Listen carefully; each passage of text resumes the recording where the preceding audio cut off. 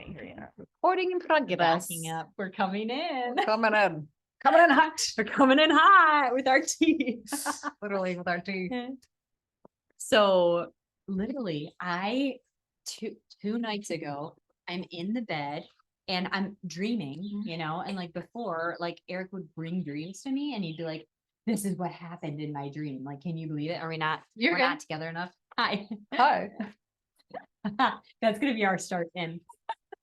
So I was like sitting with you and you were counseling me, like doing your thing as a, you know, psychotherapist and priestess and spiritual worker.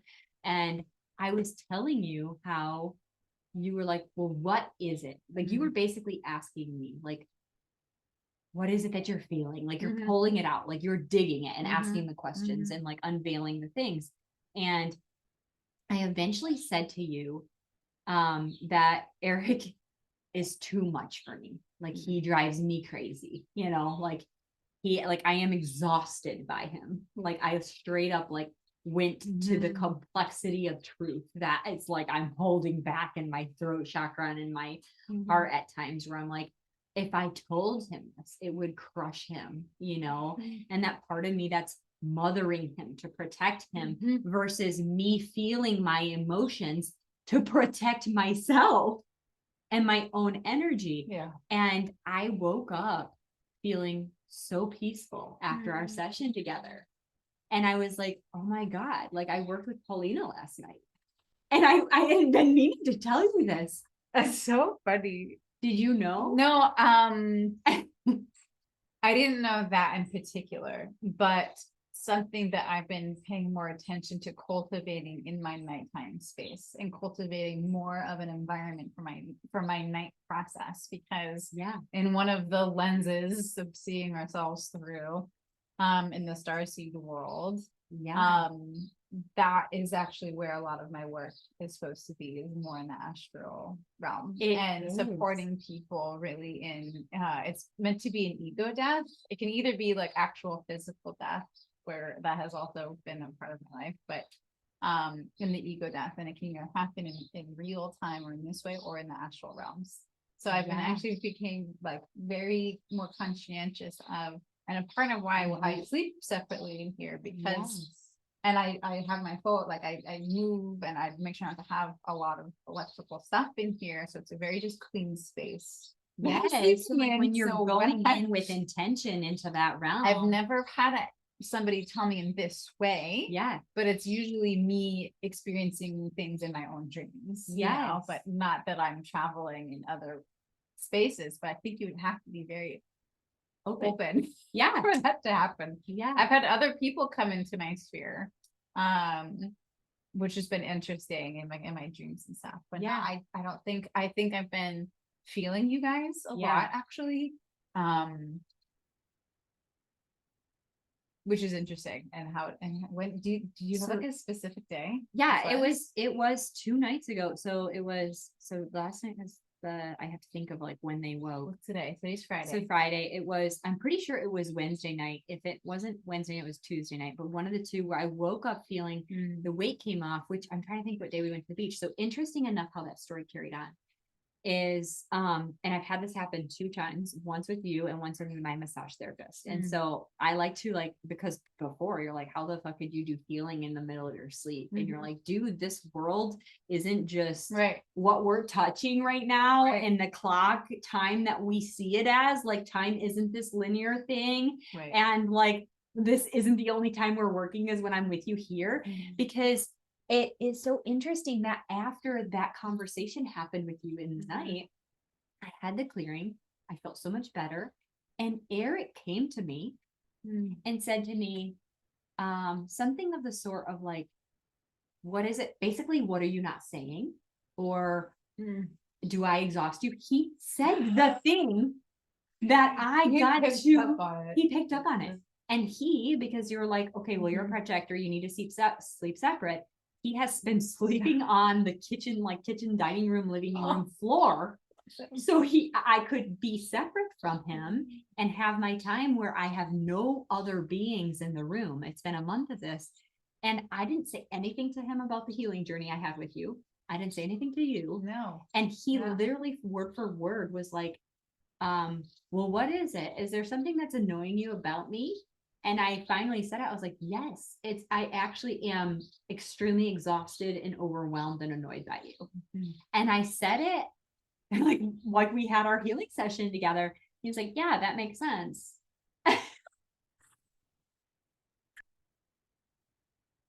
This little egg I've been like making sure I protect and like, don't crack the egg. It's so fragile. He was just like, yeah, that makes sense. And I'm like, oh, all I needed to do was say it.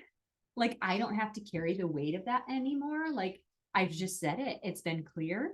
And it's like, wow. I was like, I have been noticing like more highness in my head, you know, like if you've ever gotten high before, it's like zingy and like really floaty in your head, more tingling in my body. And it's like, I'm more sensitive to energy because I'm not carrying on to these random bullshit things in my These head. constraints or limitations are the own limitations that we create. Yes. It's like, okay, now that I'm free from that and I'm just back to being, I'm more sensitive to the magic and the energies around us, you know?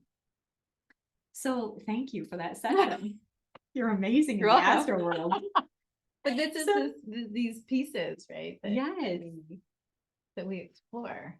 Yeah. And it's also showing as you step into the higher self Right. and you start to understand you're not self themes. Right. And you start to understand who you are and what works for you, like what you're able to heal and release. Right. And when you can let go of some of this bullshit, Right. ultimately bullshit, when you can let go of some of that, it now allows you to be free and create, you know, like It set him free at the same time, right? As it set Yes. you free, it set him free. And so that's where we can like, that's what the energy like you're talking about is like non-linear in that way. yeah. And it's the moment that you release the pressure off yourself. Yes. You release the pressure Off him. Yes. I was like, you know what I mean? And it's an interesting dynamic. And we see how if we take the concept that everything is energy, our relationship to all things is energy. So our thoughts are energy, our emotions are energy, our body, we have different layers of energetic field around us. Like I think as far as your fingertip, wingtip to wingtip, right? And beyond. Like And as beyond. you become more spiritually attuned, Right. you can feel a super powerful healer when they come in the room because they blast the vibration, they change the vibration of the room. Right. And the people who aren't in resonance will leave. Yeah. It's an interesting thing too, like in that moment of separation, and oftentimes also like in current culture or when it comes into marriages and relationships. So if you're not sleeping in the same bed, it's wrong. If you're not doing these right things, it's wrong. But ultimately, if you've never been given the time or the space to actually be sleeping or be on your own, especially when we're married or with children, like we're never alone.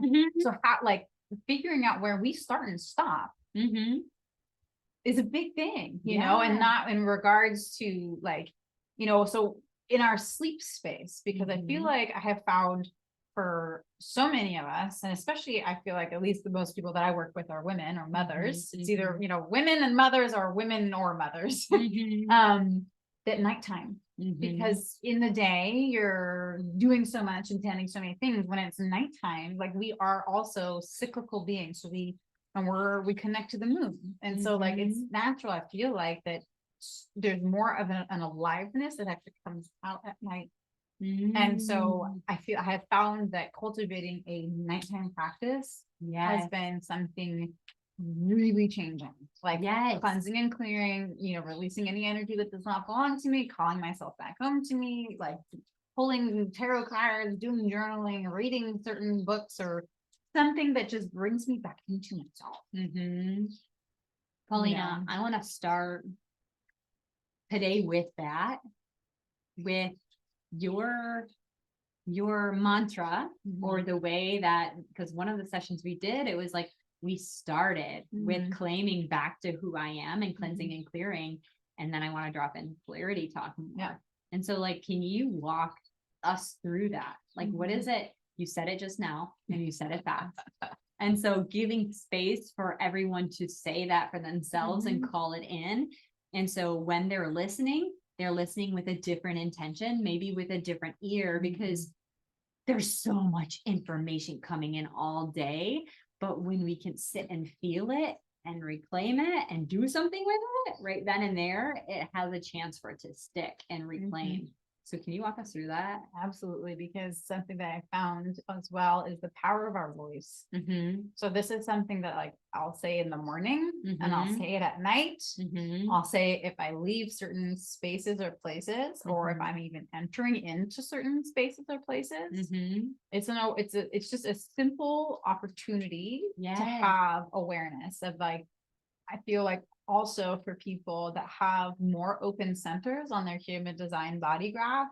Because you're going to be more conditioned and influenced by the external world. So it's basically just clearing energy, but also setting energetic boundaries. And also for your nighttime space, because when you do sleep, more things come out and get processed and things at night as well. Or for a lot of people, they don't sleep very well too, besides just motherhood. Exactly. But there's a lot of things that come up at night.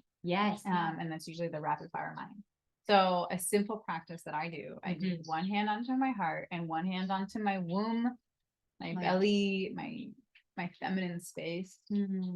Just take a deep breath in and out.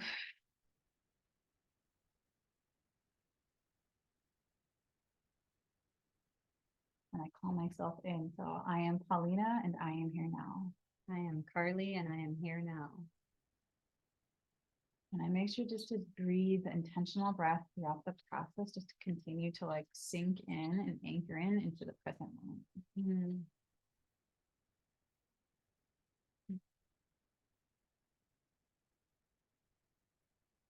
I release and send back any energy that does not belong to me, and I alchemize it with love. I release and send back all energy that doesn't belong to me, and I alchemize it and send it back with love. Feel that release. I now call back my own energy that I may have projected out, cleansed and cleared back into my space with love. I release my energy that I may have projected out, cleansed and cleared back into this space.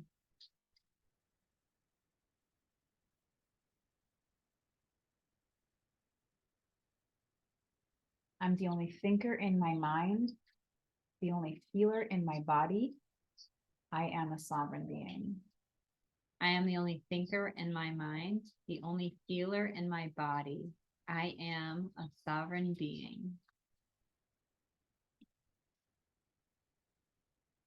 And I usually go like up the chakra centers. So I'll start at the root at the bottom, which is, in your groin, and I'll just snap all the way up the middle. I'll say, and so it is. And so it is.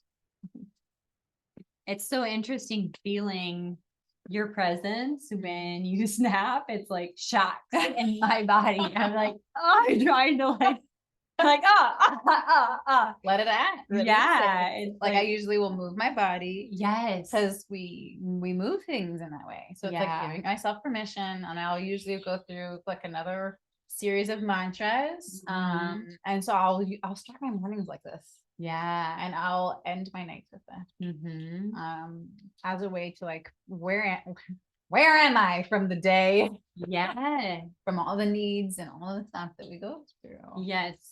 Like back to me. Because when we are in me, in the higher self, we're going to choose foods differently. We're going to make more conscious choices. We're going to have more self-awareness of responding versus reacting. We're going to pay more attention to what I may be needing for myself, so I can be in a space of response versus react.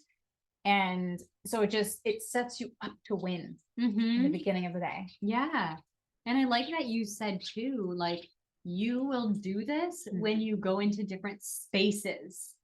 So it's like, yes, of course, it's part of your morning practice, and before bed, like those two parts of our day, Right. our subconscious is taking in everything. So if we're waking up and jumping right on our phone and looking at our email or our text messages or getting ready to work, we're losing that time that we could be reprogramming with the thing and the thoughts and the life that we want to create.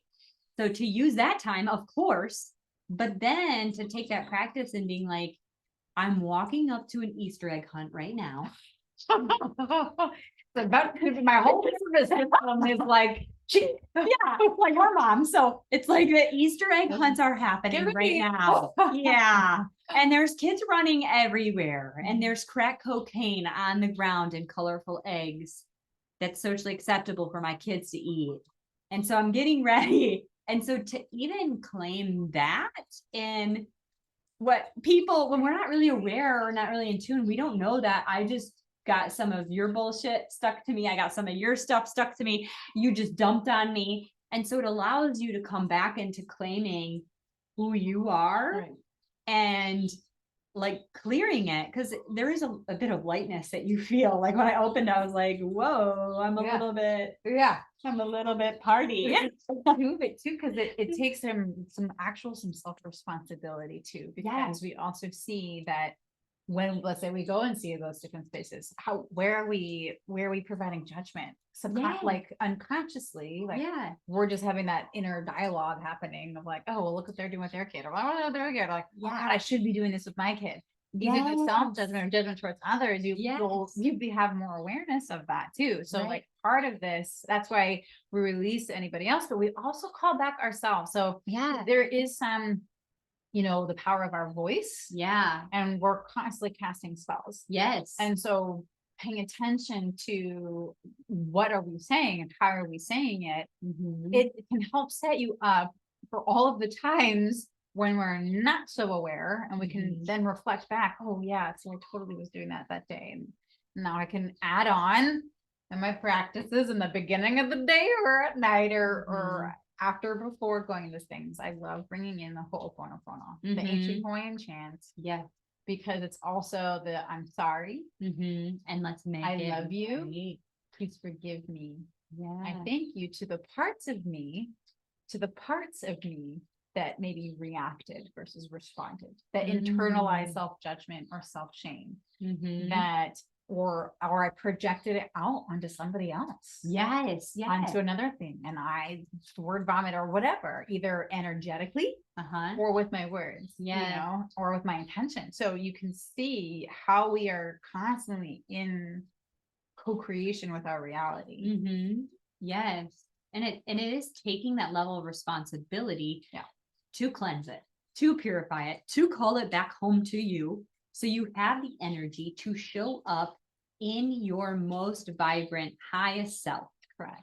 And with that, I brought Paulina here to talk about polarity training, talk about the divine feminine, and me serving women as well with infertility. And even then, not just with infertility, but with all the mothers, and not even meaning, we've had this conversation yesterday, that you've actually carried and birthed babies, but to all the women, and finding the yin and the yang and the Tao, like what you said, is the combination of these energies of like, how do we find that within ourselves, but also how do we find that in partnership? Right. And like, what is divine feminine to you? Like, what does that mean? Because we recently did a whole series together where Paulina led us in this space with all the women and finding the masculine women, right? You're like, I'm looking for the over masculine women to find balance with their feminine self. And so what does that look like to you? Well, if you look at, it's a beautiful entryway. And I love how you brought into that this isn't just for mothers, it's like these adventures of women, because we are still carriers of this wisdom. And so every person that we interact with, whether that is our own child, our partner, a client, the person at the store, we carry this innate ability for compassion and nurturance and this essence that can heal just in presence, just in our presence. And I think that, you know, this isn't just for women.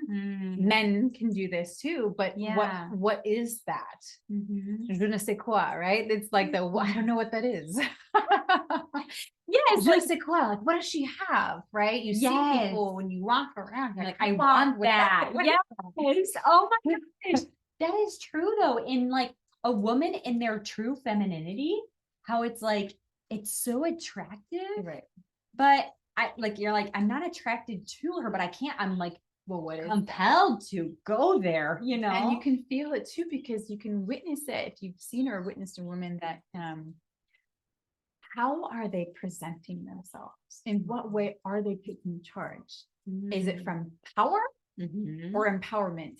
And so I feel like there's a distinction in that. And I feel like that there's a time and place for both.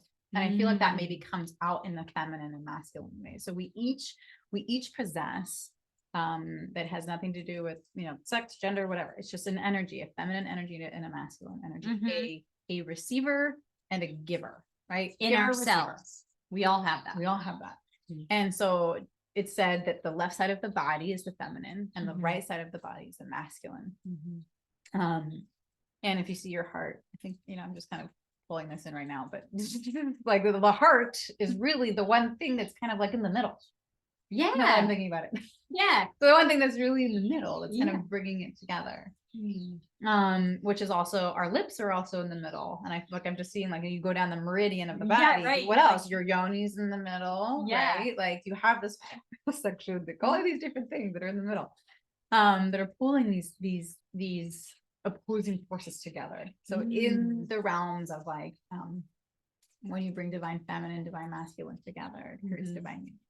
So in my viewpoint, the divine feminine is the receiver. So that's the intuitive part, the one who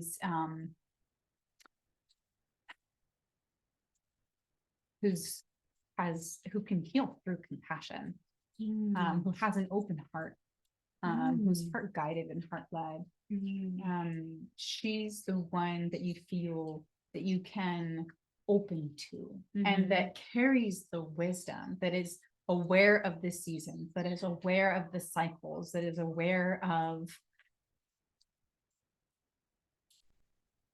like truth in a way. Truth. Yeah. And how does that truth get expressed is the masculine. So that the expression of the feminine is the creation, the creative ideas, the creativity, the creation, and then how it gets created in the world is the masculine for us. It's the outer of the inner world. I feel like the feminine is the rich inner world that we have, that we're receiving direct information from Source, God, Creator. And then what do we do with that? How does it get alchemized and birthed out? That action of birthing is a force of a masculine energy. Yes. Yes. This is like that. Those two things you're saying. So the one is us having the compassion and feeling it and knowing the wisdom of it. Correct. That's the mother. So I'm thinking now of the caretaking. So if you have a dog, if you have a cat, if you have clients, if you have, if you work in the service industry, like you're doing this stuff. So the ability to feel, the ability to know what's right, the ability to know, not a process or procedure, because that's the masculine. But what's interesting is then the doing part of making it happen, when we're talking about the balance of the two in our bodies, is okay. Now there is some follow-up of what needs to happen, right? Like, I can just love my children, but ultimately I still have to wipe their butts and wash their hands and make sure that they're fed and do all the things too. And so it's like the role of being a mom is actually very masculine in the day-to-day doings. And then and when I'm going to like combine another thought of the divine feminine in combination with the divine masculine and the polarity in a relationship, if we can add that dynamic in, is to not take that mothering role and also do it to my husband. It seems impossible. Like when I first started studying polarity, I was like, how do I want to be taken care of. Like ultimately, I want to be a princess. Do you want to be a princess? Like, do you actually want to be a princess? Like I've actually had a lot of dreams of being a princess.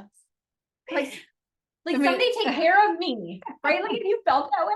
That's what we were just saying. Like, can somebody else figure this out? So I don't want to. I don't want to. That is like, there's so many women I talk to that they're like, I can't figure it out all the time. Oh my God, I'm exhausted. And it's like, you're exhausted because we are mothering the male figure or the dating or whatever it is.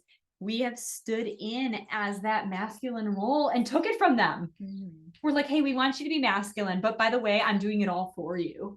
And so I was like, society has taught me to be independent because I am successful if I'm independent and I don't need anybody. You know that song? INDEPENDENT.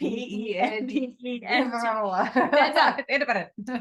But like, there's a lot of like, there's like a lot of, what is it called? Like prestige in independence. I was very much taught never to rely on a man for men.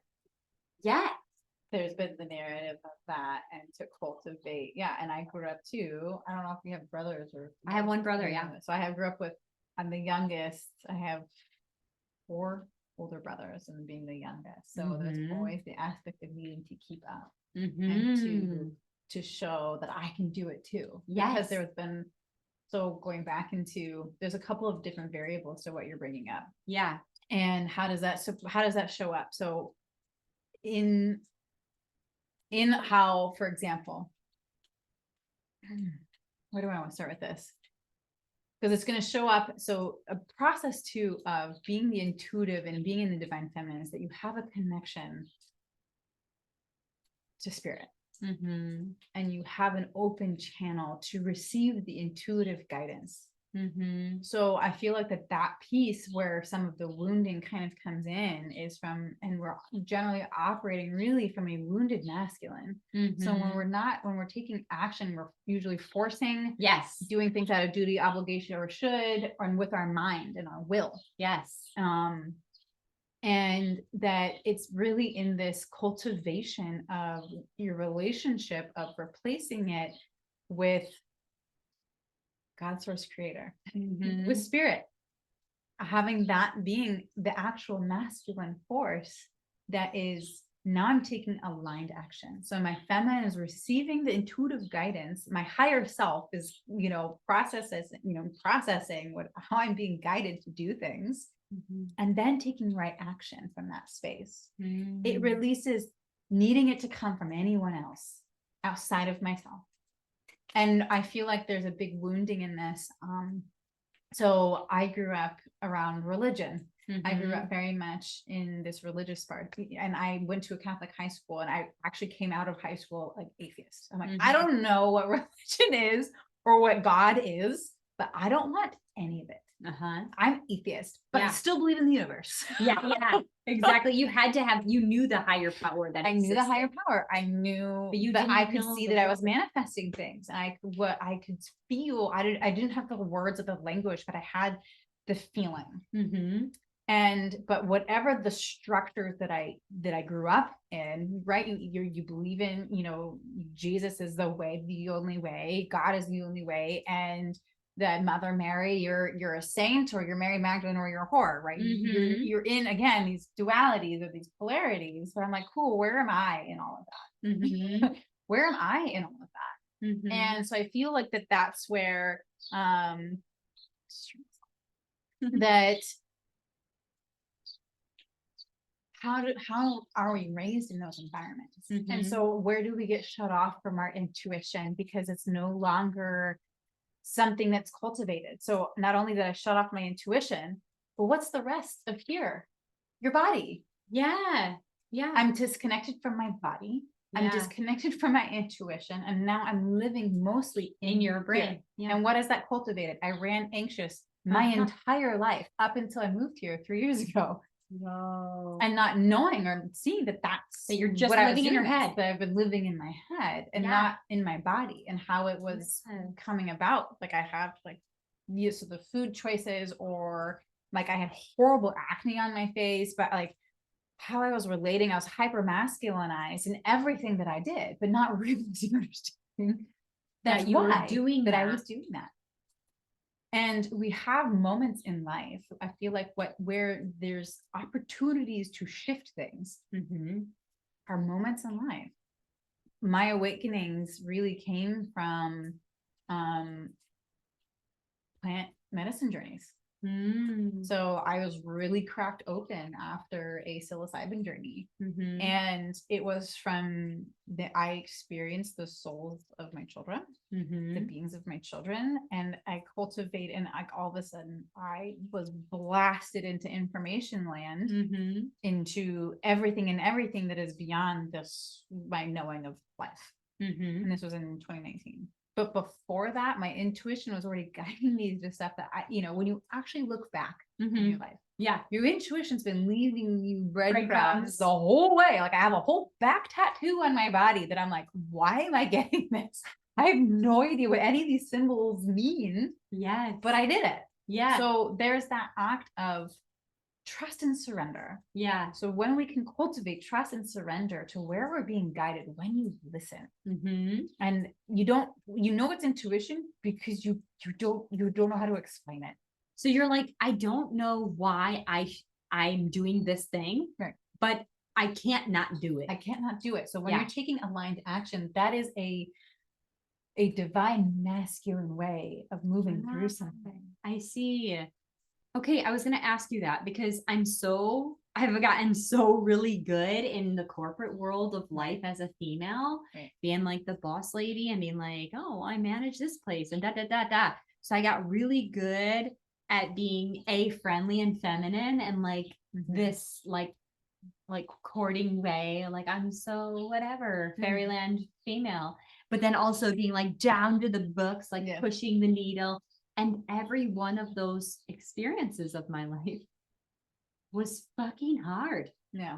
And exhausting. And they left me being like, I don't want to do this forever. Draining. And so when we were taught one way as girls to be like men, like I even in client sessions, like when we're talking about it, I'm going to talk to you about like, how should we work out? How should we eat? That makes sense for our cycles. We are women. We're different than men. Right. We require different things. But to take it, and I'm like, how do you do it then? I keep going, well, how do I do it? So you're saying, instead of me going, okay, well, I got a schedule today and I got a checklist and I got to do it, like just pushing and shoving kind of forward. It is me being in my divine masculine, finding the combination of those two sources by taking action that's in alignment with my intuition. So going back into setting the stage first. Yes. Going inward, calling in myself. Creating this space for the information, for the intuition, for the guidance to even come through. Yes. And then seeing like, doing the opposite. I have no schedule. Yes. And then when you release that pressure valve, yes, then see what comes through. Yes. What needs to happen today. Yeah. What's going to be the most aligned action that I can take today. And then jot that, like, see what actually comes, right? And see what is actually going to surprise you, because then you can leave room for magic to happen and the synchronicity beyond your human mind could ever plan in a day. Yes. And speaking to synchronicities, and is that question that you ask, because this is sometimes when I don't use this enough, but like you bringing it up, it made me think of it. Sometimes when I think that I know the way, like the ego and the masculine is taking over and grasping and trying to control, I find that if I say to the universe, like, I honestly don't know what to do here, then I will say, can you show me a clear sign? Beautiful.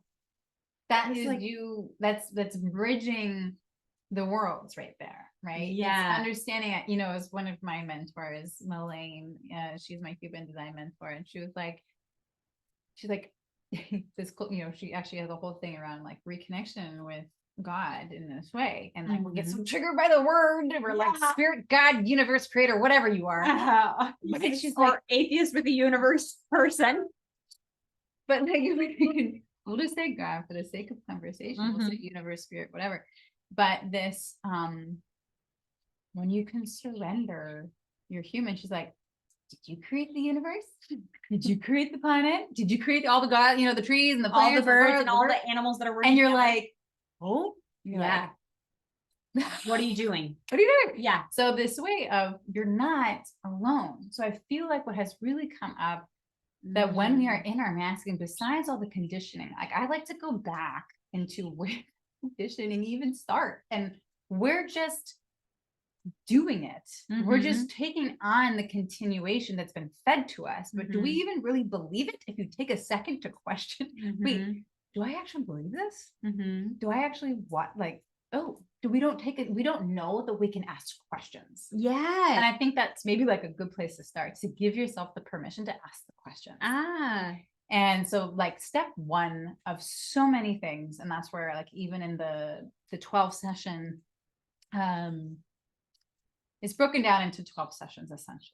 But in your offering, in the offering, the fifth element, because it's cultivating this relationship of the divine feminine, the divine masculine. But like when you're building the foundations, it's self-awareness. And so there's tons of inquiry, self-inquiry to like open the boxes to create the foundation of connecting to the self.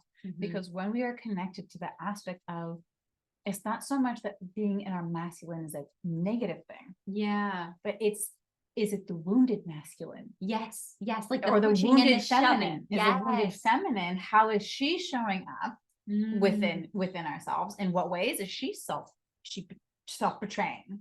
Is she shutting down, suppressing her? Is like, how do these dynamics show up within ourselves? Do we create, does our divine self like create safety in order for our creations to want to come out?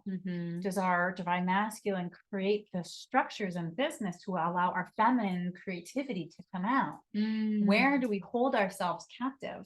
For the longest time, I'm like, I don't know what to do. I don't know, understand business. I kept myself paralyzed for a long time. And because then you want it to be, but so how is it serving?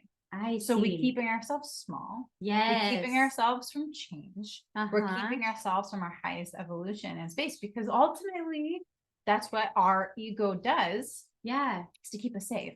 Yeah. It's been designed, our human has been designed to keep us safe. Yeah. So we're not, being chased by the saber-toothed tiger in the wilderness, but we are in situations where it's going to bring up self-doubt.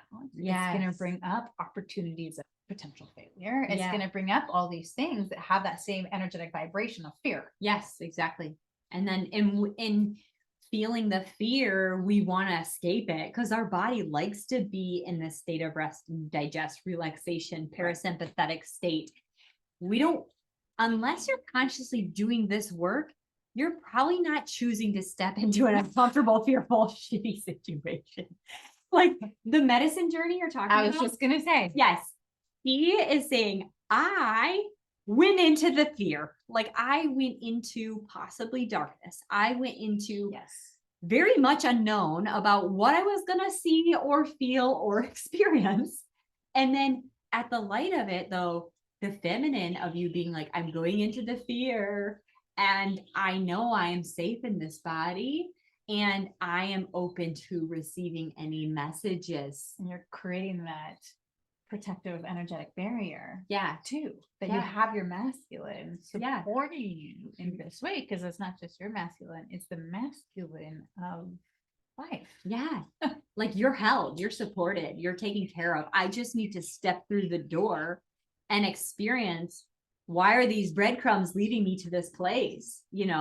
And I might not know the answer of the roadmap. Like I don't even see, I thought I was going, from Las Vegas to Hawaii, but I realized that like I was doing this, like I was looping around going here, here, and here, and here, and it all connects at the end. And we know after it makes sense, but it doesn't always make sense when we're in it. But that's the feminine trusting that there is a purpose, there this will lead us somewhere Right. for some purpose. Right. And you can do that. So unknowingly, we do this all the time. Yeah. And we step into change actually every moment that you wake up. Yeah. And you face the day. Because we're not the same human yesterday. You can pretend like you've got a schedule, you know, I mean, you can think it's Groundhog Day. I don't know if you've ever seen the movie Groundhog Day, but it's like you experience the same day over and over and over again. But then you actually begin to see, well, what happens if I go left? Yeah. What happens if I go right? You know, Yeah. so in this process, like cultivating the conscious awareness that there's two ways to kind of navigate with life. I have found either life's going to happen to you. Yes, exactly. Life's going to do it for you. It's going to catapult you into some wild, painful, or exhilarating. It can be whatever your life has given you. Yeah. And it's through those moments that you can learn more of yourself. Yeah. Yeah. How am I going to respond You in get that cracked situation? open if you allow it to crack you open. Yeah. So either life's going to do it, or if you consciously choose when you go and sign up with somebody who's going to help you change your body from the inside out, like you do. Yeah. Right. If you go and start working with somebody who also works from the inside out, right? In the work that I do from the heart and the spirit in these ways, it's a different way. If you go into a plant medicine, you're consciously choosing to be cracked open. Yeah. So life, when we experience deep levels of grief, deep levels of grief, and that was like parts of not only what cracked me open in my awareness, but like when I had, like we moved, I left my stability. My dad died, my dog died, my first friend here died, my other dog died. It was like a year, and like COVID, you know, life, the world has been exploding. This was in 2021. Yeah. It was, and then into 2022. So it was like, it's cracking you open. Everything, all life was cracking me open. But we can see that if we, again, every moment that you wake up, you want to like set your slate for the ceremony of life. We're in a ceremony of life. I really have understood that we're in a ceremony of life. Yes. When we accept that we are in life, death, rebirth cycles. Yeah. And that you move through this. It's our relationship to the birth, like becoming a mother. Yeah. From maiden to mother. Yeah. And then when you transition from mother to crone, like we go through adolescence from our child's development. We move through. You can look at Steiner, you can look at so many different, you know, phases of life development. Yeah. We move through change constantly. Yeah, exactly. But what is our relationship to change? You know, and so that's where my friend Andrea, her work comes in, because she loves to bring in and see these baskets, the birth imprinting, the energetics that come in upon conception during the whole pregnancy journey, and then the birth, and then after. Yeah. So we can see our own life evolution as one big long birthing journey. Yeah. And so when we bring up the beginning stages, is cultivating this relationship with our body in a very conscious way, that this meat suit is housing our soul's experience in this life. Yeah. And in order for our soul, in order for spirit, God's source spirit, to want to run through and to allow for the higher self to be the one in the driver's seat, not the ego, we have to create the space, clean house, so to speak, because when we are actually more spirit guided, more spirit led, there's clarity in our eyes. We become the tuning forks around us. We're that like je ne sais quoi, what has she got? But we're also healthier. We can heal faster. We become our body. We have a new relationship to our body. Yeah. And we're going to be consciously choosing what goes in it and around it. Yeah. And we actually like reverse age. Yes. That's so true. I'd love to hear in how you support clients from this inside out, because as we see as the foundation, so if we look at our body as a house, to have firm bones and you know, and like, oh, you've got good bones, right? Yeah. Like, what is that what does that mean from the inside out? It's interesting because what you are describing here is the opposite version of what I thought was possible. So I always said my body is a temple. Like I was really young, and I got this message, and I think it's from Spirit, honestly.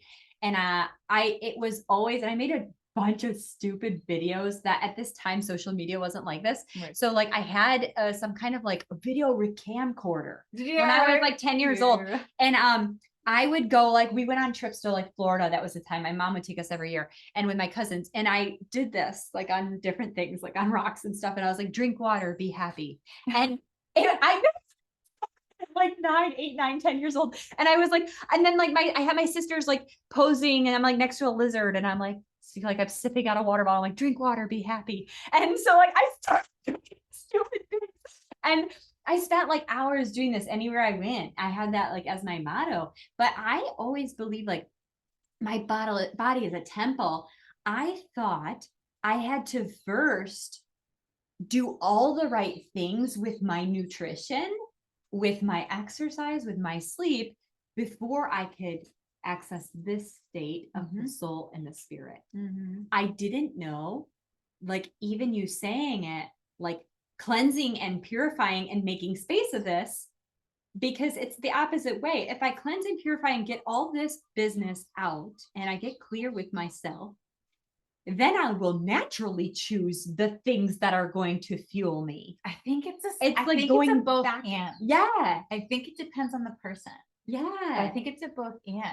That's so interesting when you said it. Because so it depends. So for some people, I'd love to hear for, people's adventures of like, how do they want to relate to their body? Yes. And how do they relate to it? Because it might be from one version first and then the second. Yeah. And for some people it's the one way and then the other. Yeah. Yeah. Or simultaneous. Well, and you know what I'm seeing as I tracked like the people that I'm attracting is as a fitness trainer, as a health coach, a functional nutrition coach, people are usually coming to me when they're in a state of disease.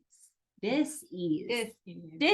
That's what disease is. It is dis-ease in the body. And so, yes, our vanity can do us some sort of good to propel us into making decisions, to work with a health coach, to work with a spiritual guidance. Is most times people are operating in this point of, it's not that broke, so I don't need to fix it yet. Like, I got bills to pay, I got kids to take care of. It's not that broke. And then we don't understand, as something's starting to bend, we're like, it's not that broke yet. And then when it finally snaps, we're like, oh shit, I have a heart disease, I have hypothyroidism, I have infertility, or I'm going through this journey. I am going through a divorce. We're not paying attention to the slow bend. And there's this phase, it's a slow fade, and it's like that lets it get away. It's a song or a poem or something. And it talks about how it's the slow fade of ourselves, of all habits and all change, that eventually leads to the bending or the breaking. Interesting. It can see that I just had this image of like going down. Yes. Slow until you're done and you're depleted and you're gone. And you're then because of desperation, it's like your last chance. You're like, I'm going to do something big. Right. So you I'm ready. I need the everything. Now. I need it. I need the coach. I need the surgery. I need the whatever. Yes, that's gonna fix it, because to fix it. People think like there's too many times the unrealistic expectation, and it's not just you guys. It's Amazon Prime delivering whatever I picked out on my phone right now to be sent to my house at tomorrow. It's a system that keep us in that state of paralysis. That I want it now. And so like, and two, it's like, I want it now. So it's like the instant gratification. Yeah. So now I'm living and working with people. I say, okay, I'm going to reflect back. And I'm like, okay, Paulina, you're 34 years old. So you've been frustrated with this for how long? Well, I've been ignoring it for this long, but I kind of been thinking about this for this long. So you've been Mm. unhealthy and not your best self for 34 years. Mhm. And now we've been doing really good for 2 weeks. And I'm proud of you. And 2 weeks out of 34 years isn't a long time. Right. But 2 weeks to someone who's checking the boxes and doing everything right and making conscious decisions when they've been unconscious for so long Right. is a big fucking deal. And I'm like, it is a big deal. You're right. You're doing really good because you're unprogramming. Right. Our Your brain started change. Yes, Mhm. exactly. And our brain has been firing and wiring for this way for so long. So to go against it and walking through a jungle, it's like walking through a jungle, creating a new path with a machete. The first time you're going through, it's freaking hectic. You're like, I can't see it. Spiders and dead bugs, and it's so much greens. It's like you don't even feel like you're going anywhere. You're trying so hard. The second time you go through, you kind of start to see a path. So those neurons, that firing is a little bit more familiar, but still a lot of hard work. And then, 1 month in, you're like, okay, I'm starting to see a path, but I still have to consciously choose to take that path instead of the highway that's already been paved and lit up with signs, that I'm traveling at 70 miles an hour. That's automatic. So it's breaking the patterns. So how I see it in my world is that I use it. It's like people coming to me know something's broken. It's like something broke. It is the relationship. It is the system, the dream that, of having a baby together with our partner, and the dream's not coming true. And they're going, wait, what's going on? Or it's, I'm just struggling in everywhere. I'm not making the money I want. I don't have the health I want. I've never been so sick. I've never been so anxious. I've never been so depressed, and I can't stop choosing these bad food choices because I'm addicted to it now. And I didn't even know that I was hiding from emotional unmet needs, or I didn't even know it's like the chicken and the egg. Like I have tried 1,500 different diets. I've tried keto, low carb, high carb, like no fat and high protein. And so they are frustrated because the information and the information zone or world, there's so much to support. Are strawberries good for me or bad for me? Oh my gosh, I heard from somebody that strawberries are bad for me. I can't eat strawberries. And so for 1 month, they're not eating strawberries. And that's not the real issue. The real issue is coming home to themselves. It's the deeper work. It's the deeper work. It always is the deeper work. And guys, I'm going to tell you, I had been doing training. I was in a personal training role. I had managed the athletic club. I was deep into the fitness, all of my background coming from the body and movement as the answer. And the body and the movement can be a distraction. You know that. Yes, I can, because you can be addicted to even working out. Right? Exactly. It's just a distraction from not feeling the things that are empty in the hole, in the soul, But that's the piece that's that right there, the soul. And so that's where there's a couple different layers of we can experience release or connection to our emotions and to, okay, I'm not experiencing anxiety so much, or not experiencing depression so much, or some of these symptomology so much. Yeah. Yet I still there's feel still empty. something missing. Yeah. And that I feel like has been this piece. So that's where the fifth element, it's why it's called the fifth element. When you bring in, earth, water, fire and air, like the fifth element is the ether. And that's spirit.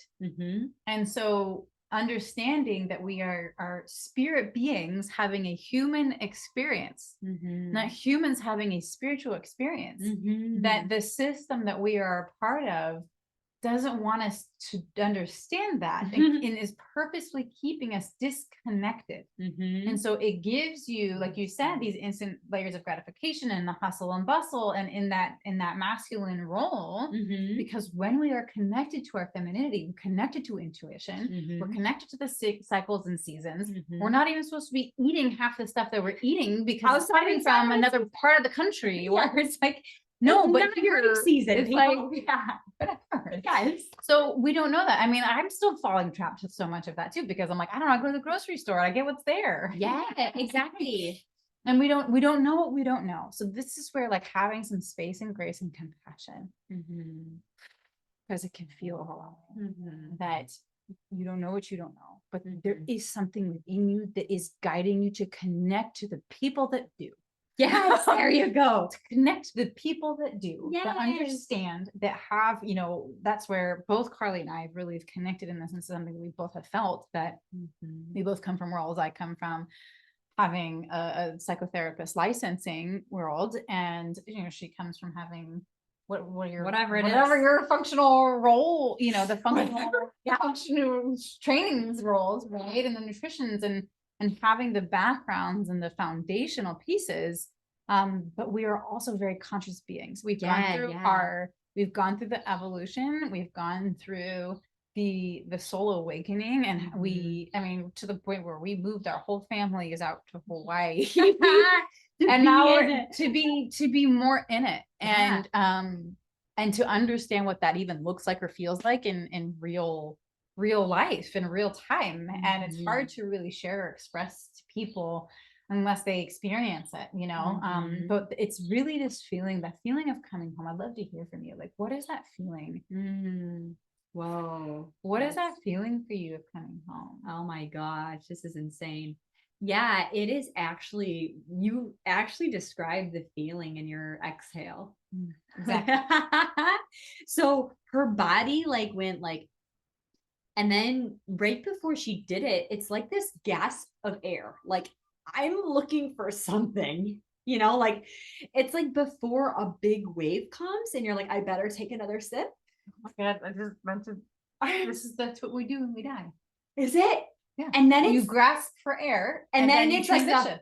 Yes, that's exactly Some how people say that death is actually the birth, and that birth is actually the death. Yeah, that is Anyway, because when you're born, they're going, and then when you die, you're going, oh my God, there's a grasp of air. That's exactly, as you went to like ask me the question, it was that. I'm like, that's exactly, you couldn't have described it better, because I didn't know it was missing.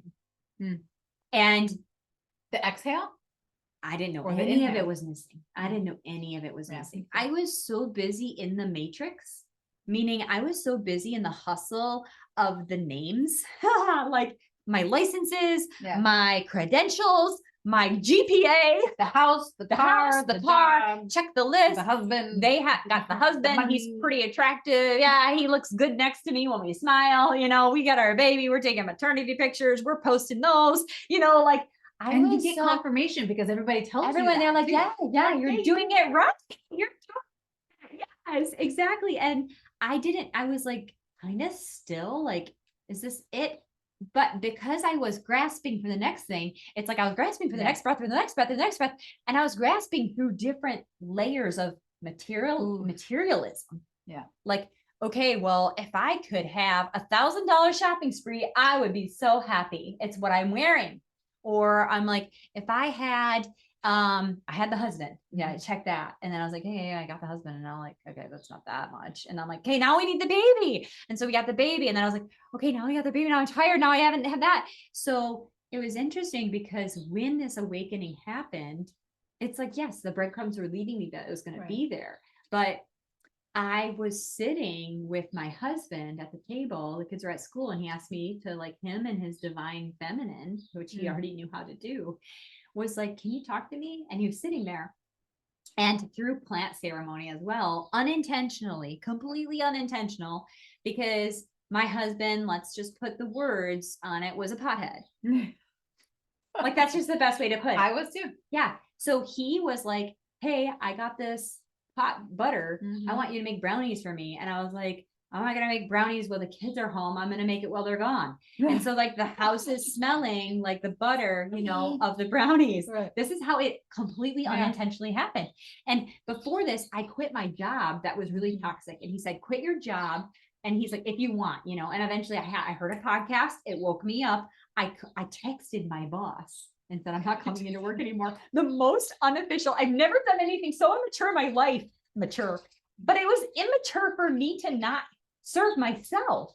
It was immature for me to keep showing up to a relationship that was draining me of my life force energy. And I was like, why am I thinking that it's mature for me to go into the person that's sucking out my life force energy, the one that makes me feel terrible about myself, and like literally like pushing a thumb down on me makes me feel shitty and messes up my mood every time I see them. Why would I go into them? I sent a text message. So then I spent 6 weeks, was the contract I wrote with my husband. 6 weeks, he goes, you are not allowed to look for a job. You're not allowed to pick up anything else. You're only allowed to do things you want to do. That was you knew that back then. So then I started doing that. I started doing some like reprogram the subconscious mind, going to the beach, and it started like coming to me. I'm like, oh my gosh, these synchronicities were happening. So anyways, I'm making the brownies. I licked the spoon. I was like, I'm not like into marijuana. I don't smoke it. I don't like the smell. I'm sensitive to all of it. I don't have any substances in my life. It's like, no, the alcohol, no, the caffeine. So I'm like really sensitive to it. So I was probably inhaling the fumes. There's that. I didn't know that that was like secondhand smoke essentially to baking. And then I licked the spoon and I'm like, so anti-substance, right? And then I sat down with him and the clairvoyance hit. Complete, his entire soul entered into my body and I couldn't get off the ground. I flunked over like that. Wow. And I had no idea what was happening. I had no idea. I said to him, I don't know what's happening right now. I can't get up. Your soul is so dark and so sad and so heavy. And I said, I don't know what to do, you know? And he said he had like listened to enough things that he goes, you're clairvoyant. He's like, breathe, you can alchemize it for me. Because I was like, I'm going to be non-functional. I didn't know how to get rid of his energy in my body. And so I had practiced Wim Hof before. So I start Wim Hof breathing. And as I did, the layers started lifting and it started shedding and he got lighter and I could sit up and he had to leave and go get the kids. And I was like, I don't know how long I'm going to be doing this for, but all I know is I'm not done yet. Like, you're not out of my body. I can't do this yet. And it was 10 minutes after he left where I physically felt the snap and he was out of my body, released. And I was like, whoa, who am I? Where am I? I'm in this place. I'm Carly. That's Eric. Holy cow. I've never known he was so deep and sad and needed to be seen in that way. And then the memories of his childhood, the houses he lived in when he was 14, 15, areas of trauma were coming to my pineal gland, third eye, just seeing the images and seeing him in that body, this kid, this wounded somebody wanting to be seen. And then the spirits, dead and alive, coming to me. And when I entered into this world, I didn't want to go back to this world with the ego body showing up as this Carly human, you know? I was like pissed that I had to come back. Like, I don't want to come back to this because it's a lot to balance. I was like, I want to go left into, I want to go back there and help all these beings and translate messages for you. Cause I could go like lay down and I'd be like, okay, if you want, anybody need help, and people would come to me and I could clear it and change it. And now it happens in part where people think they're talking to me as Carly. And I'm like, oh, that was way too wise. You're speaking with spirit there. You know, the person less balanced is more like the ego Carly that you've known for all these years. The persona. Yeah, the persona. Yeah. So it is like that breath of like thinking like, I need the next thing. I need the next thing. I need the next thing. That's going to bring me happiness. And then the full body relax of like, I actually don't need anything. And that's when I know that I'm in resonance. It's this pure presence. You talk like you can read it in Eckhart Tolle, you can read it in all of any spiritual teacher out there. Yes. It's the presence of the power of now, of being, of love. Yes. And the hardest part of all of that is continuing to maintain that sense of home and connection in those really difficult moments. Yeah. When we tend to leave ourselves. Yes. And dissociate, or we go into protective mode because our nervous system and our body is trying to do what it's trying to do, what it's trained to do. And how do we create new paths? How do we continue? And this is the hardest part, especially when people have experienced deep layers and layers of trauma. because they don't want to be present in the moment, and they can't. They shut off and shut out, and their nervous system is trained to keep them safe. So they're going to keep them in a certain, sympathetic nervous system in that fight or flight in order to like, no, this isn't safe for you, get out. But it can be even in that moment of intimacy. It can be in some of these moments where like, no, wait, like I actually want that. So how do we create the space of being home in ourselves, which for me, it's like exactly that sense of that exhale, that like, and what is that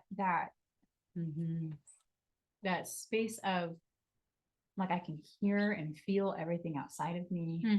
I can also feel me, like I blend in with all of it.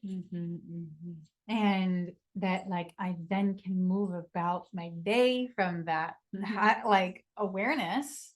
That's like the higher self-awareness, that observer mind, right? Rather than like colluding with the ego mind, that we can be in that observer mind and be more spirit led and guided in how we speak something, into more presence with our speech and more presence with the people around us. And even if everybody else is losing their marbles, like how do you maintain being the eye in the storm? How do you maintain, it was something that was a really interesting, that really impacted me, was a story that I'd heard of. I think it's a famous story. I am totally not going to do it justice, so I apologize ahead of time. But it was about a man that was in the concentration camps, and something that he was able to go into his mind and utilize visualization as a way to support himself, like through living through the horrific and horrible, like unimaginable atrocities.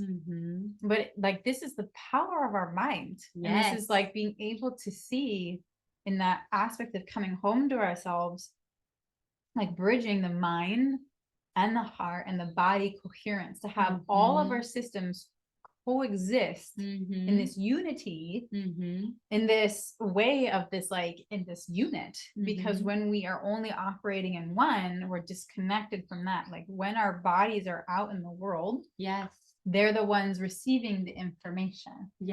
And then your emotions are going to tell, and then you create the story and the narrative, and then your mind is trying to process it or create the story or narrative around it. So you can retrain your nervous system. You can retrain. So this is like the power of your mind. You can be your friend, as long as like understanding who's got the steering wheel, making sure it's your capital S self, who's there for your highest good, who's always going to be there for your evolution. So when you can, honor yourself when something is overwhelming, to be able to step out and be able to gain yourself and like, okay, where am I right now? Okay, I'm coming back. But knowing that our body needs to move through some things for a while in the deconditioning process. But there's a deconditioning process, just like I imagine when you're working with clients. And that's going to come in through food, right? Like different choices of food. Like there's a deconditioning process for our nervous system. There's a deconditioning process for our emotions and how we've been trained to do things, to disconnect. And all of this, everything that we're doing, is to bring us home to self. Is to bring us home into who we are, into our self themes. So in human design, there are 5 different energy types with how your energy relates in the world. And that they have each of them, that you're living your life in soul alignment based on your self theme. And so for me, that exhale on the other end is the satisfaction. How do I literally have a painting of me smiling. It's like this, or it's not me, but it's just like these lips just in a smile. And for I'm a manifesting generator, and for a projector, it's success. So there's going to be an emotional reward or a financial reward. It's going to be, you're going to like have the feeling of success. And you're going to know when you're out of balance by your not self-esteem. And so that's going to show up, and the more that we are going to go like this, the more that we're going to choose different food, people, places, and things, they're going to shut you down and disconnect you. And so when you get guided in those moments of like, I need some, like your soul is trying to tell you where to go if you are listening. Yeah. They're going to bring you to people like And- Carly. They're going to bring you Yes. to people like me. They're going to bring you to people that It's have not not just the licensing or the credentials, but the awareness of that. It's not just this body that you're moving through, but it is body, it is mind, it is emotion, it's heart, it's soul, and it's spirit. It's all of these different pieces, all of these elements. And so when we heal and connect to through our chakras, essentially, we can utilize and move through the different elements of change and of what we're made of. We are on our journey back home to self. I'm in a complete high right now. I love feel you. like really baked. Yes. I am in a complete high. I'm like, this is like such a nourishing conversation. Thank you. Yeah. So this is how, that's the success. That's the emotional reward. And for me, it's the satisfaction. I have a permanent smile, right? It's that feeling of oneness. Yeah. Of peace. Yeah. Of It's so beautiful. through surrender, faith, trust. Yes. And cultivating those are the cornerstones of everything, I feel like. So I'm going to do something and you can tell me no. Okay. In the unraveling, I feel that we're still in, and maybe this is wrong for me to project this, but I like giving people those pieces to take, like those tokens. And so one of the first tokens was setting that intention and calling yourself home. The second one was giving yourself the permission to ask questions and inquire. So that was kind of like our step 2 and the unfolding. Like, what does a step 3 look like? We have called ourselves home. We are asking and then moving from a place of what feels good. Is it when I go, other like takeaways that I give to people is should have list. These are things that we might be saying. And as a psychotherapist, I know that you do this. You listen to when people's voice changes when they're talking to you, or a repeat phrase that they're saying that's returning from their subconscious that you're like, whoa, we need to revisit that. But one of the things that I see, so many people are living a life out of should haves. Yeah. You know? Yeah. So in me giving people actionable, tangible things to take away from a talk like this, I'm like, where are you seeing yourself saying should have? So the process, so there's essentially the theme. The theme is it's the phases of the phoenix. It's the phases of the phoenix and the butterfly. So if you can understand that the phoenix has to burn away, which is and then die, and then in the rebirth. So there's 3 cornerstones of undoing, being, and becoming. So if the first phase is undoing, this is the deconditioning. So getting clear. So generally when you're coming in asking for help from someone, you're kind of clear to some degree. I need to undo some stuff. There's some undoing that needs to happen. You know that a change has to happen. You like, so getting clarity, what exactly is that change? How is it showing up right now? And then like what there's going to be other layers that are going to start unpeeling once you go underneath that. So you can start to create a list of what have I been doing in my life out of duty, obligation, or should? I love that. And that can be for all 5. What have I been doing out of duty, obligation, or should? Okay. I like that. So you have a morning practice and an evening practice of cleansing and removing energies that don't belong to you, calling yourself back and being self-responsible for where you have leaked out your energy or projected out onto others, and then creating that energetic boundary. I'm the only thinker in my mind, the only feeler in my body. I am a sovereign being, and utilizing the power of your breath to anchor those in. And so like that's a morning and a night, and you can use that literally any time of the day. Mhm. And then I feel like at night, like expanding that nighttime practice for that self-inquiry and for that self-awareness of like where, and so this is where you can get into the feminine and masculine. Where did I abandon myself today? Yes. Where was some self-betrayal today? Yes. Where did I not have a boundary today? Yeah. What are the things that are happening in my life in duty, obligation, or should? How do I truly feel about that situation? And some of those may come easier, but honestly, some of those may come with time because we may not have access to that within our system. Yeah. Because in internal family systems is a framework that basically there's like 8 billion people on the planet, and we can have like that many sub personalities within our multi-personality. We all have it. Yes. We can have like the version of us that is the go-getter, the version of us that does want to sit down and do nothing, the version of like that's all protecting the inner child. Yeah. At the end of the day. So it's being able to move through these different layers. So it may just take time. So cultivating space and grace and compassion for yourself on this journey. This isn't not an Amazon delivery or a fast food type stuff. This is like the courses we're creating are 3 to 12 months. Yes, when the people creating. Talk about, I feel like something that I hear a lot of like, oh, that thing is so expensive, or whatever that thing is, or I don't have time for that.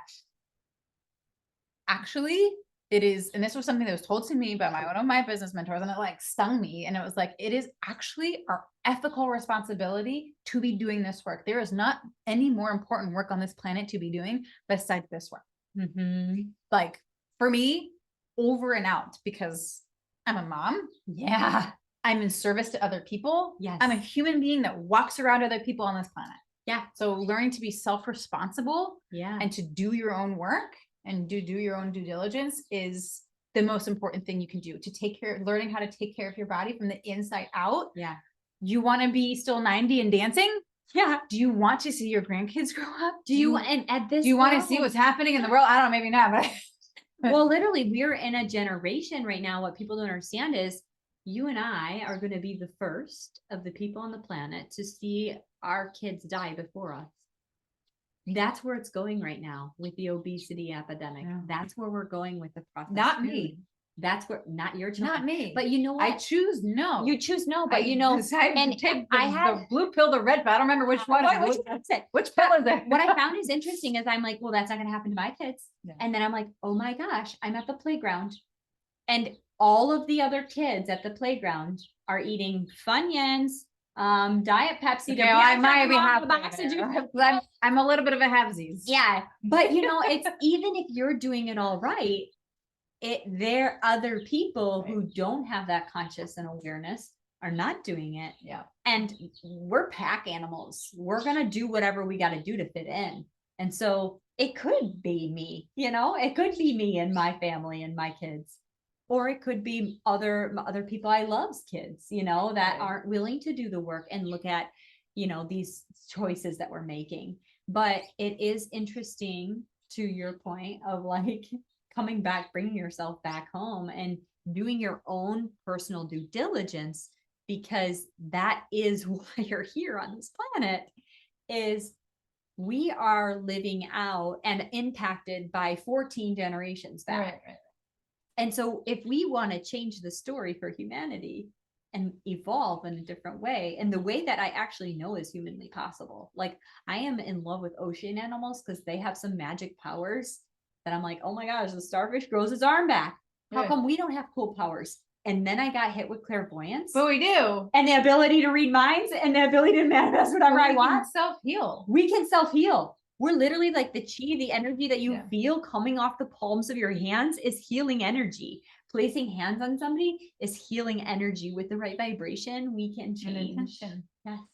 And so it is like we have those powers. So let's make ourselves right so we can show up in this and take world. Our power back. Yeah. And that's that difference of like empowerment versus power. Yeah. Right? That we can move about the world in empowerment, be able to use our power in clear and directed and conscious, compassionate and loving ways that are helping other people to waken up and to be their own guru, to be their own doctor, to be their own therapist, to be their own whatever, to see how many places. I think that's another action step of where have you given your power away?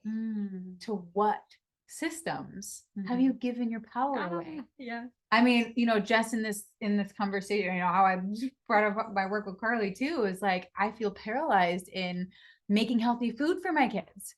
And even just like I can give my power away to Convenience. I can give my power away to feeling powerless. I can give my power away to fear, because ultimately it's going to require me to step up. Yeah, exactly. Like, now I gotta cook. I can do things. And so, but again, like in the changes that I've seen within myself, when I am so much more acting in alignment from that space, my spine, I felt taller. My vibrancy of my skin will be different. My eyes will be more clear. I'll be making more like conscious choices as to like, having a green drink from Purium, having a green drink every morning. And like being able to seek out different practitioners. There's another practitioner, she's a medical intuitive. Her name is Paulina, actually, but spelled differently. But she does this body scan. And so like she's able to like read into your whole being.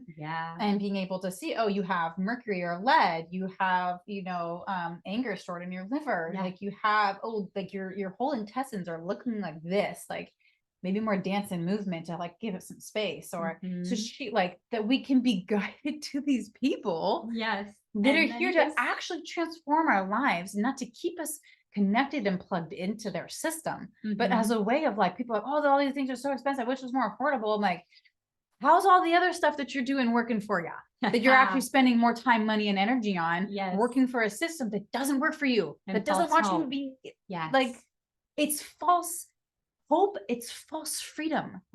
True freedom is going to unlock you and release you back in the wild, so you can do your own healing. Yes, exactly. That's literally, I say that to everybody. Today, my 2 client calls were all of the people. I'm like, they're like, you did it. And I was like, I didn't. I just held the space. I gave you information and you did it, and you get to celebrate that you can do it. Like, it's just like, if you are a mom, you understand this. It's like how you make a baby. Like, we all know how that happens, but we don't really understand all that's happening in us when we're making a baby. It's like, yes, I'm eating, yes, I'm sleeping sometimes, but like the body's just doing it. And how beautiful, even birth, like I had my first unassisted, natural, primal, wild pregnancy and birth with my 3rd kid, and my body just did it all. It did it all. I even so much so trusted the female body, not knowing I was going into labor, like in my mind not knowing, but my body knowing.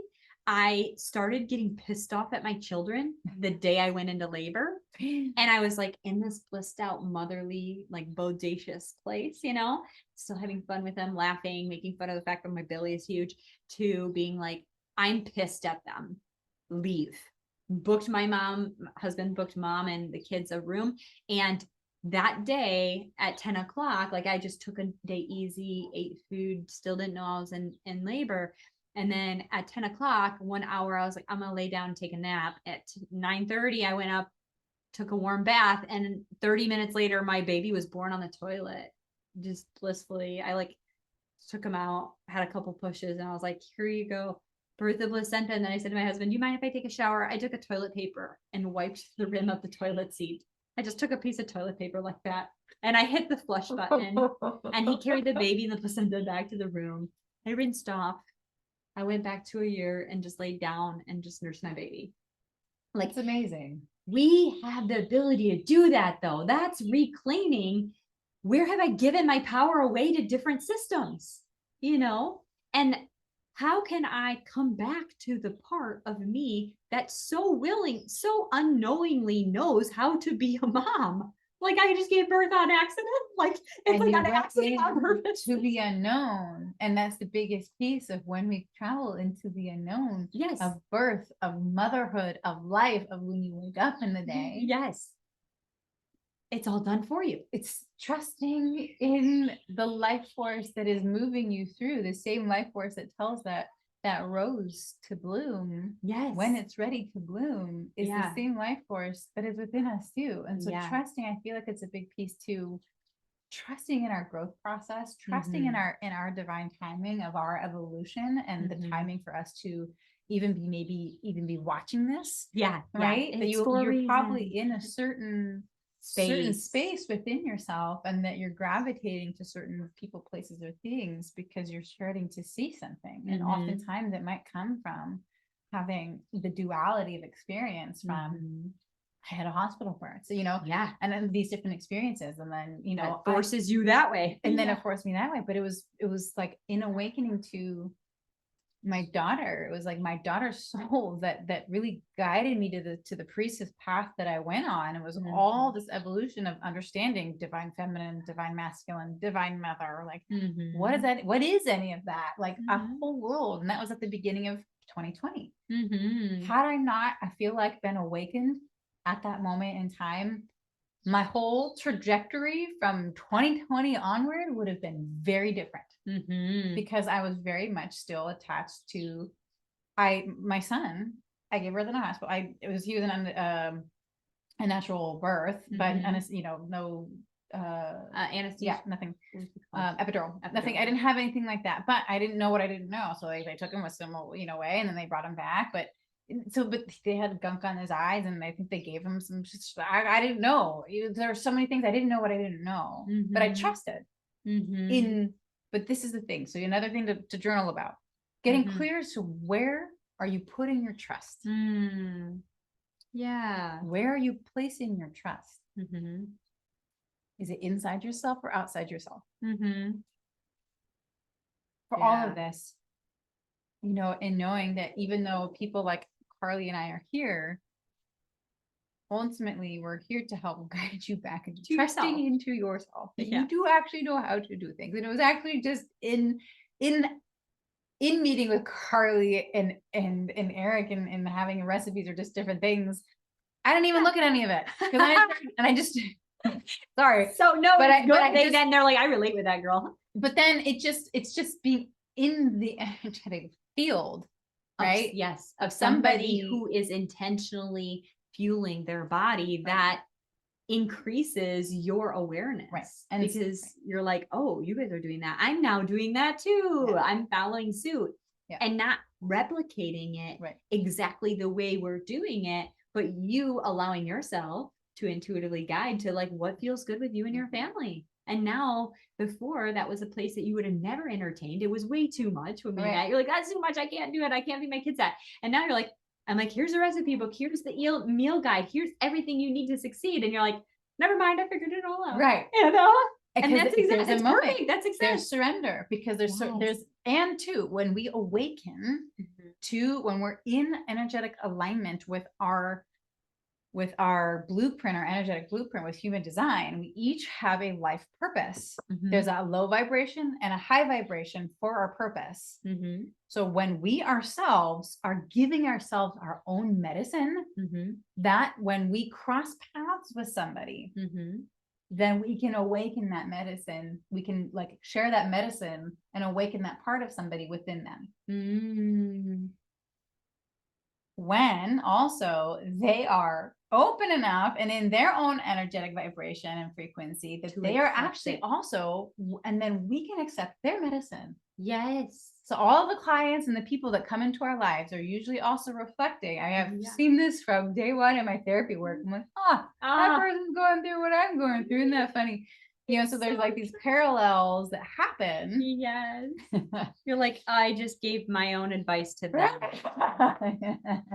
That's so true. And so this is where, like, for us as practitioners, right? Like why we do that, we're not just willy-nilly in the work that we do, and why we are so dedicated to our own path and our own work, because we are conscientious of the fact of how we impact other people. Mhm. And for when we are being self-responsible and we are doing our own work, right? We Mhm. will also intentionally take pauses, or life will happen and clients won't come to us for certain, like it'll just be either a choice or not a choice. Yes, and it'll be the perfect timing because we needed to we do needed to the work. we needed to do the work. We needed to go inward. We needed Yeah. to be, you know, we both have a 2 line. So we both needed to hermit, because there's there's things that are alchemizing in that alone time. Mhm. That they can like, then, you know, mine comes into the 4. So it's like me for the we, and yours is like, starts out as the 3. So it's me and then the we, because then it turns into a 6, but and Mhm. the 2. So it's like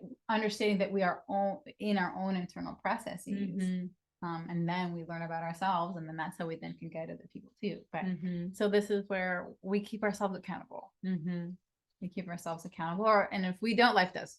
Yeah, that's true. So And that's true. I had to sit with that one day because I was like, what does it happen? I'm clairvoyant. If I get messages and they don't answer and they're not listening to me when I give a message, I'm like wigging out. And I had to like go and be like, if it's This is not happening from me, for me. yes, they're going to figure it out a different way. Life will provide those answers in a different way. So you guys, I am grateful that you're here. Paulina is a true gift in her awareness and her ability to communicate and share with us different ways of thinking, different ways of looking at things. And these journal prompts I'm going to make available to you guys in a little mini workbook that you can click in the link in this video. And so that way you can start writing based on these questions she asked you, and have something that you're taking home where you have now essentially a 4-step process in the undoing, the being, and the becoming. And in those 3 tiers, starting to deconstruct, starting to ask questions, starting to understand, calling back your power, calling back your energy for an intention, for a purpose, for connecting with a that's it. Like the final exhale. The Like final it exhale. feels like death. And it is. in the death, it is life. It's everything It is you've the been cycle. searching for in The life. life, death, rebirth. Yes. Process. Yes. And you know, as another mentor of mine, Sari, who's my, you know, my plant ceremonialist teacher, she was, you know, if you die before you die, you don't fear death. Yes, yes, yes, exactly. And because ultimately, when we're trying to avoid or different things, like, because Yeah. we're fearing death Yes, and exactly. annihilation, which is really your ego. Yes. So we're cultivating a relationship to our body, to our emotions, to our heart, to our soul, Yeah. and to spirit. Because Mhm. when we have these all in alignment, Mhm. we are naturally going to be our own healers. Mhm. Yeah. And coming back home into ourselves and being able to actually live out our unique, authentic soul purpose expression. Mhm. And my medicine can activate a medicine within you. Your medicine can activate a medicine within me, and we can move about life in a more sustainable Mhm. way that Mhm. is balanced and evolving, Mhm. and learning to dance and learning to ride the waves and being okay in the crashes, and knowing that sometimes life is diverting in a way that we may not understand. So having faith, trust, and surrender in your process of evolution, and knowing that there are people here that see this and understand this and are letting you know that you're going to be okay. Yes. And to remember hope and that it is possible. Yes, that's so true. This is Paulina Smith. Rose Wolf. Yeah. And what else? She has a 12-step process. She has all of the work.